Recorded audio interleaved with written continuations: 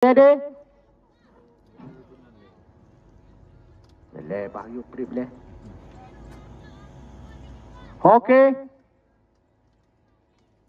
Go. Ya, berikut kami bacakan daftar susunan pemain dari Matang Ulim. Raju penjaga gawang nomor 0, Bahagia 15, Saprija 11, Siddiq 12, Munawir 10, Muklis 17, Raja 6, Madan 5, Iskandar 3, Jamaluddin 16, dan Ikhwani 7. Pemain cadangan Ricky, Akin, Ikhwan, Faris, dan Ahmadi. Sedangkan dari Kedai Gedung coba menyerang.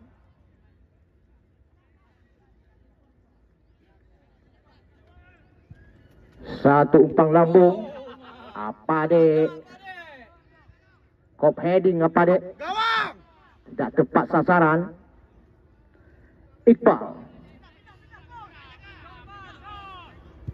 Iqbal melebar. Saiful dari Kedai Gedung. Wajek penjaga gawang. Tata Fernando 6, Marcelo 4, Apa 17, Saiful 3, Aziz 2, Akmal 14, Apadi 5, Iqbal 8, Muarir 18, Sanusi 7.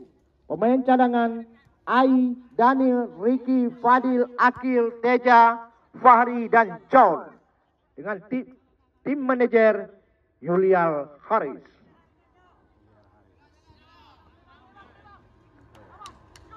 Kedai Gedung sekarang pendek kepada bal. Iqbal. Kita lihat nomor 14. Akmal. Matang Ulim sekarang. Satu umpan, tidak ada kawan di sana. Sia-sia saja kami kira. Tenang saja Wak Jack. Keluar. Pendek apa? Apali.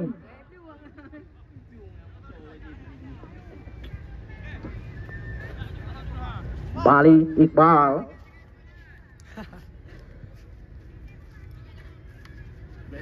Depan ke depan.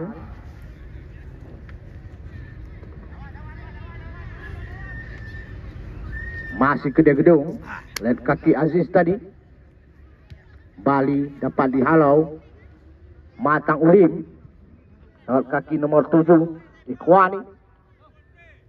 Bali dihalau pendek saja kepada Saiful. Melebar. Tata Fernando. Bali 1-2 diperagakan. Ke depan.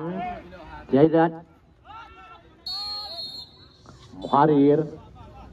Jadi pelanggaran. Tenangan bebas saja untuk Kedai Gedung.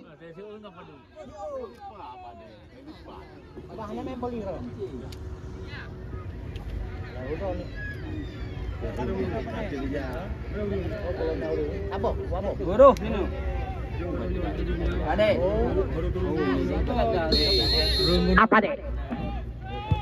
Tendangan langsung ke gawang. Namun tipis saja di atas mistar gawang yang dikawal oleh Raju.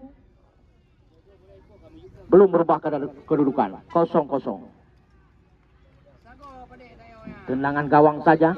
Matang Ulim pendek. Kita lihat.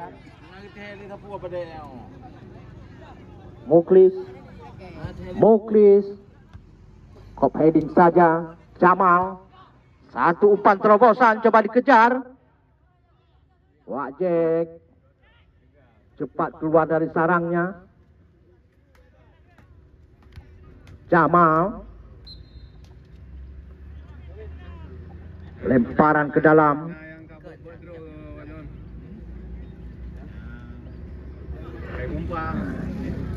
Nang kakak tek bro belum. Nah pre piasan. Oh di tiuro benar piasan. Apa? Bali Iqbal.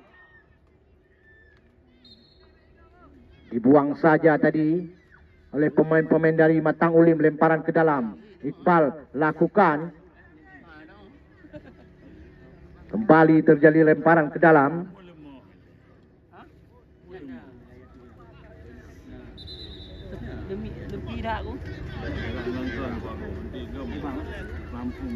Azan. Tabrik sihat Kaibang.